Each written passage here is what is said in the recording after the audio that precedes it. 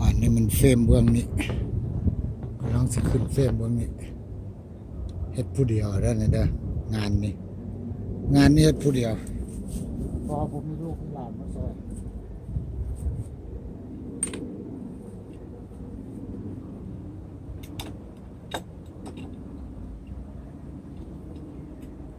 นี่มันโลกไก่สร้างปี2020พอได้กินไก่ออร์แกนิกเขาว่าบ่กินไก่หรือว่าเลี้ยงหัวอาหารเนาะ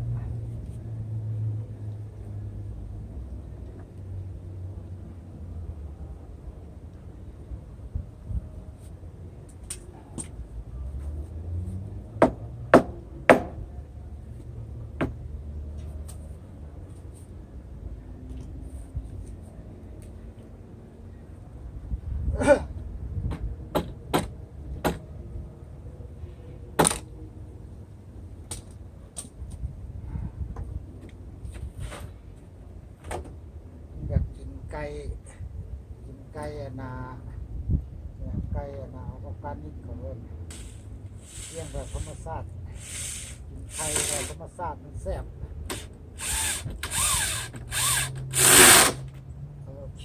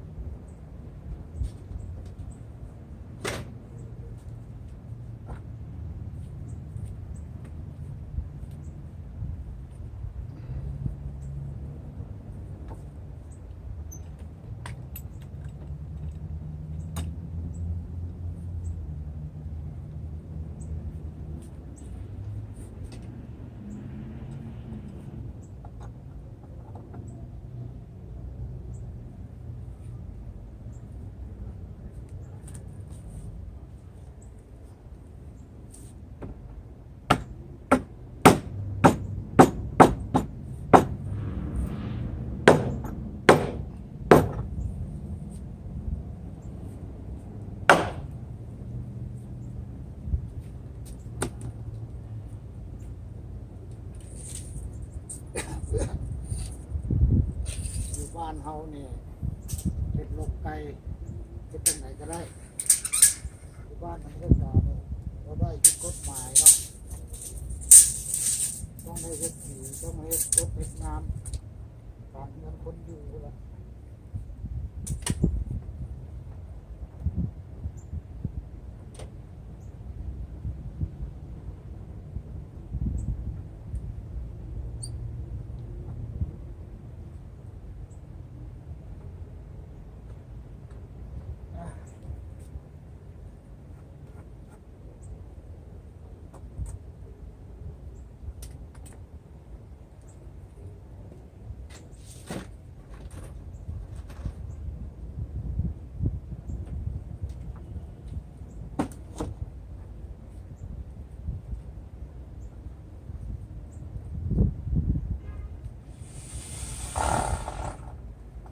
โรคไก่นี่เอาไม้ไผ่มาเฮ็ดโรคไก่บ่ได้แล้วที่บ้านเฮา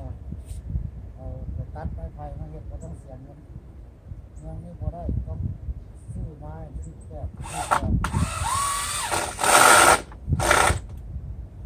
ต้องไปลงทุนเพราะทั้งประเทศไม่ได้การ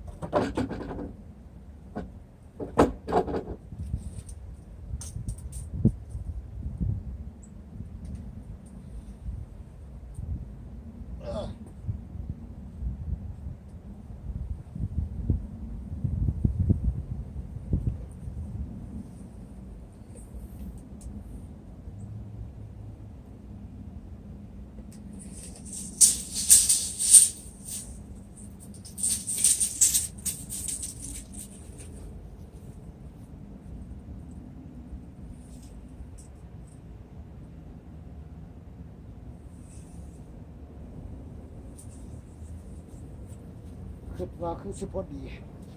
174ครับ174นิ้วครับ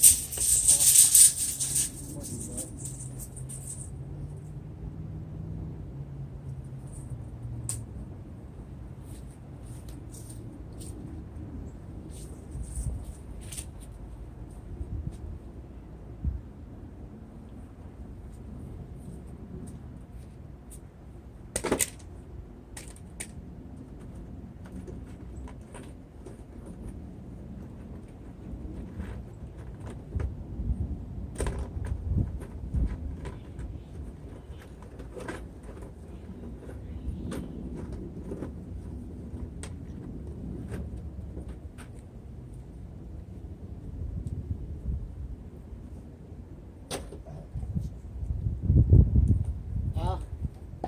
ไว้แซ่เบิ่งต่อไปตอนนี้